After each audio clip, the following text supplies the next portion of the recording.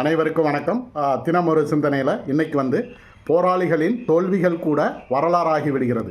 நம்ம வாழ்க்கையில் எத்தனையோ போராளிகளை பார்த்திருப்போம். அவர்கள் இந்த நாட்டுக்காகவும் இந்த சமுதாயத்திற்காகவும் அல்லது இந்த பொருளாதார முன்னேற்றத்திற்காகவும் நிறைய போராட்டங்களை செஞ்சுருப்பாங்க.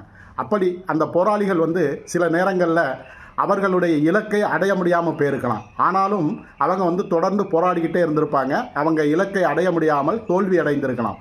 அப்படி சில போராளிகள் தங்களுடைய இலக்கை அடைய முடியாமல் அதற்கு முன்பாகவே இறந்து விட்டாலோ அல்லது அதற்கு முன்பாகவே அவர்கள் போராட்டம் நீர்த்து போனாலோ அதை பற்றி அவர்கள் கவலைப்படுவதும் கிடையாது. அது மட்டும் இல்லாமல் அப்படிப்பட்ட போராளிகளின் தோல்விகள் கூட எதிர்காலத்தில் வரலாறாகி விடுகிறது.